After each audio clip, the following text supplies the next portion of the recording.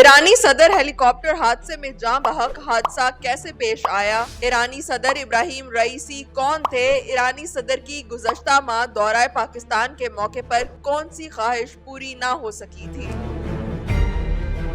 ایران کے صدر Ebrahim Raisi ہیلی copter حادثے میں جاں بحق ہو گئے۔ ایرانی صدر آذربائیجان میں ڈیم کے افتتاح کے بعد واپس آ رہے تھے کہ ہیلی کاپٹر حادثے کا شکار ہو گیا۔ حادثے کے شکار ہیلی کاپٹر کی کھوج کے لیے دونوں ممالک کے سرحد کے قریب وسیع پیمانے پر ریسکیو آپریشن کیا گیا۔ روس، آذربائیجان اور آرمینیا سمیت کئی ملکوں نے ایران کو ریسکیو آپریشن میں مدد کی پیشکش کی تھی۔ ابتدائی طور پر بتایا گیا ہے کہ ہیلی کاپٹر کو حادثہ بارش اور شدید دھند کی وجہ سے پیش آیا۔ اس بات میں کوئی شک نہیں کہ صدر رئیسی کے کئی دشمن تھے، لیکن ایرانی میڈیا کی جانب سے ایسا کوئی تاثر نہیں دیا گیا کہ ہیلی کاپٹر حادثے میں کوئی سازش ہوئی۔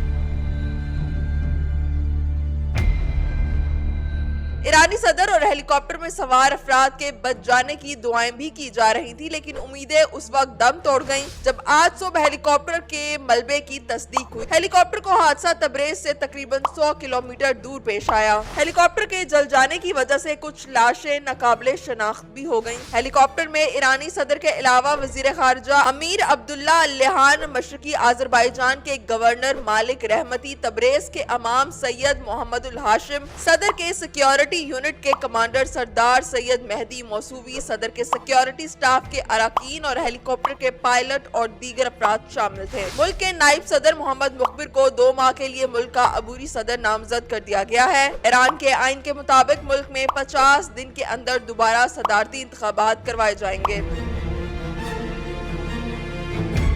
یہاں آپ کو بتاتے چلے کہ ابراہیم رئیسی کی نجی زندگی کے بارے میں بھی میڈیا کو بہت کم معلومات ہے۔ غیر ملکی میڈیا کے مطابق ان کی اہلیہ جمیلہ تہران کی شاہد بہشتی یونیورسٹی میں پڑھاتی ہیں، جبکہ ان کی 2 بیٹیاں ہیں۔ ابراہیم رئیسی 1960 میں ایران کے دوسرے بڑے شہر مشہد میں پیدا ہوئے تھے۔ ایرانی صدر بننے سے قبل وہ 25 سال کی عمر میں تہران میں ڈپٹی پروسیکیوٹر تعینات ہوئے۔ ابراہیم رئیسی تہران کے پروسیکیوٹر، اسٹیٹ انسپیکٹوریٹ آرگنائزیشن کے سربراہ اور عدلیہ کے پہلے نائب سربراہ کے طور پر بھی خدمات سر انجام دیتے رہے۔ عدلیہ کے نائب سربراہ کے طور پر رئیسی نے خود کو ایک کرپشن مخالف جنگجو کے طور پر پیش کیا۔ 2017 میں صدارت کے امیدوار بنے اور الیکشن میں 38% ووٹوں کے ساتھ دوسرے نمبر پر آئے۔